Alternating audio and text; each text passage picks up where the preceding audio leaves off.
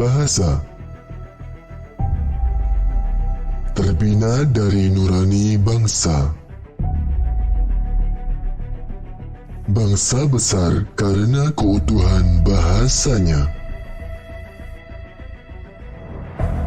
Siapkan diri kalian dalam hitungan. 1, 2, 3, 4, 5.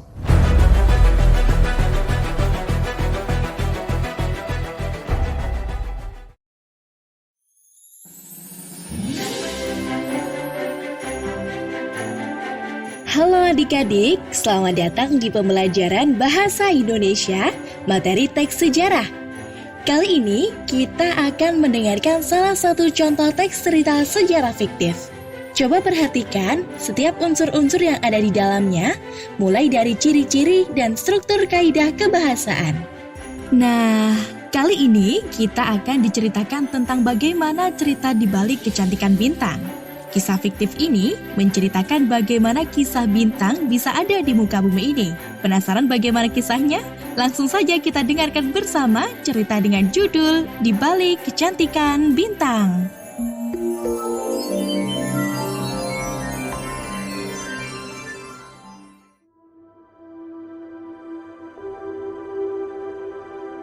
Dulu, ketika peri-peri hidup di bumi dan jumlah manusia masih sedikit, pada batang pohon oak berdaun rindang dalam belantara, tinggallah peri yang selalu durja. Tiap hari, kerjanya hanya menangis, matanya sembab, dan raut wajahnya murung. Kalau malam tiba, tangisannya terdengar ke seluruh penjuru hutan hingga pohon-pohon dan binatang-binatang terjaga dari tidur mereka. Kalau siang datang, lamunannya panjang, seolah sedang memikirkan perkara yang maha berat. Karena tangis sang peri tak kunjung reda dan membuat seluruh penghuni hutan terusik, datanglah angin padanya. Angin bertanya kenapa ia begitu bersedih. Peri bangkit dari sandaran, dikibas-kibaskan sayap kecilnya, kemudian duduk dengan cara menekap lutut di atas punggung angin. Kawan-kawanku telah pergi. Mereka telah berpindah ke utara, mencari rumah baru dan meninggalkanku. Kenapa kawan-kawanmu meninggalkanmu? Kenapa? Tanya angin dengan sedikit mendesak. Karena aku buruk rupa. Jawabnya sambil memalingkan wajah. Kemudian, tampaklah benjolan besar di pipi sebelah kanannya, hingga karena benjolan itu, mukanya terlihat bopeng. Sedang di seluruh permukaan wajahnya, terdapat pula banyak bintik merah, yang kalau satu saja bintik itu pecah, maka terciumlah bau tak sedap ke seluruh tempat di mana ia berada. Dengan wajah seperti itu, peri-peri lain selalu mengejeknya. Dasar, kamu peri jelek. Ih, jerawatan lagi. Aku gak mau teman sama kamu. Pergi yuk teman-teman. Sang peri mengajak angin menuruni pohon, kemudian mereka terbang menuju telaga. Sesampainya di sana, tampaklah bulan yang bayangan wajahnya terpantul di atas permukaan air. Kau tahu angin, keinginanku sekarang, aku hanya ingin cantik dan bersinar, seperti bulan di atas sana. Dengan begitu, sirnalah semua kedukaanku. Lirihnya diiringi gelengan kepala angin. Mana mungkin? Bulan begitu agung.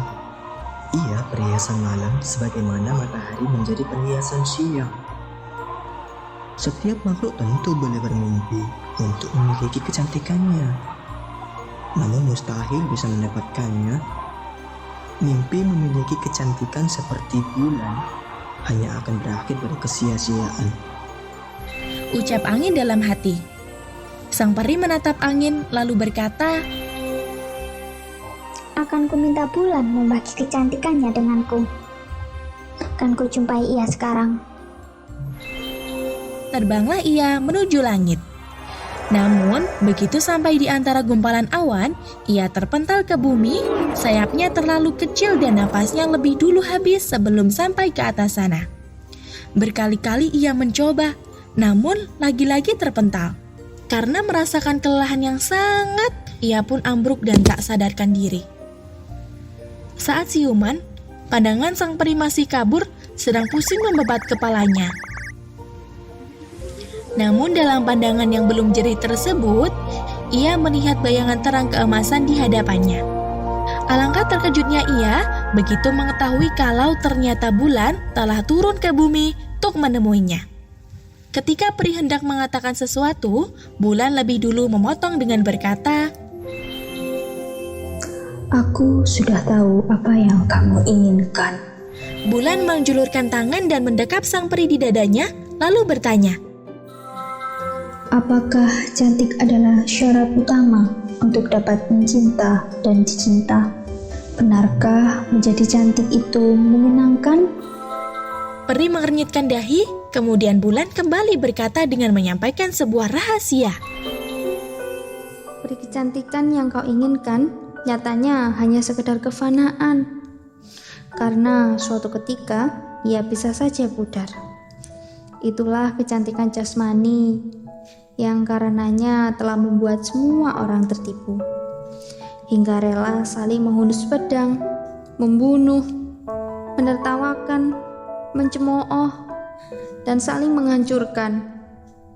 Ia yang cantik jasmani saja seumpama dadu yang terbuat dari kobaran api, yang membuat makhluk saling berebut mendapatkannya, walau amat panas ia di genggaman. Sejarah kecantikan jasmani adalah sejarah pertumpahan darah, kedengkian, kesombongan, dan tipuan. Peri kembali bertanya, Apakah aku tidak boleh menjadi cantik? kemudian bulan tersenyum sembari menepuk pundak peri. Ia menjawab, Peri, selain seseorang harus lebih dari cantik, ia juga harus berguna.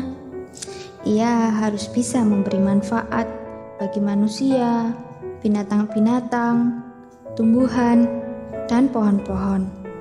Karena ketika hanya cantik untuk menuntut agar dirinya dicintai, seorang berguna jika berbagi dan memberi. Itulah hakikat kecantikan sesungguhnya. Peri menatap wajah bulan yang anggun. Ia bertanya, apa yang harus ia lakukan agar menjadi cantik sekaligus berguna? Bulan menjawabnya hanya dengan senyuman, kemudian ia membawa peri terbang ke langit. Begitu sampai di pusat tata surya, ia meletakkan sang peri di tangannya. Bulan meminta peri menutup mata. Dengan sebuah tiupan ajaib yang mengeluarkan sinar perak dari mulutnya, tubuh sang peri menjadi hangat karena diselumuti sinar itu. Tak lama, sekujur tubuhnya pun bergetar, berguncang-guncang. Lalu dalam hitungan detik, wujudnya telah berubah menjadi bintang yang bersinar sangat terang. Ialah bintang pertama yang lahir dalam sejarah tata surya. Sang peri bahagia. Ia menari-nari, menyanyi, tertawa karena dirinya menjadi cantik. Ia berterima kasih atas perubahan dirinya. Bulan kembali berkata, Mulai saat ini, bimbinglah makhluk-makhluk yang tersesat di bumi dengan cahayamu. Pandu mereka yang tersesat dan tak dapat menemukan rumahnya. Tunjukkan sampan-sampan nelayan yang kehilangan arah pelayarannya. Beritahu para pengembara yang sedang bingungan menentukan jalur pengembaraannya. Jadilah penunjuk jalan bagi siapapun yang membutuhkan. mulai saat itu sang peri tinggal di langit. Ia mengembara mencari makhluk-makhluk yang tersesat dalam perjalanan, kemudian dengan cahayanya menunjukkan mereka arah yang benar hingga sampai ke tujuan. Suatu hari, dilihatnya rombongan peri yang kelelahan di padang pasir gersang. Ketika sadar, mereka adalah teman-temannya yang tersesat. Mengedip-ngediplah ia dan menunjukkan arah tenggara. Peri-peri kaget karena di langit terdapat setitik cahaya terang yang sangat cantik. Atas petunjuk cahaya itu, mereka terbang kembali. Tak lama, di hadapan mereka terhambar taman bunga yang luas. Peri-peri bersorak setelah berhasil menemukan rumah baru. Tak satu pun dari mereka tahu kalau bintang cantik penunjuk jalan itu adalah salah satu dari mereka yang telah mereka kucilkan dulu.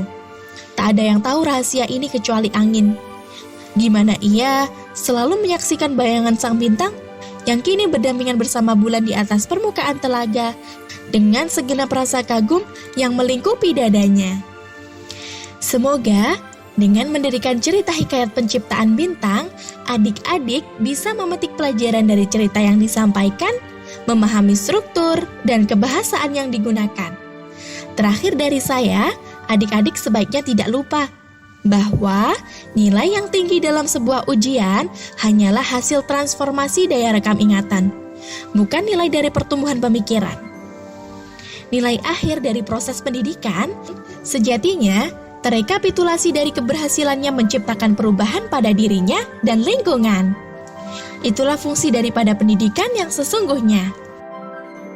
Salam literasi, penggugah inspirasi.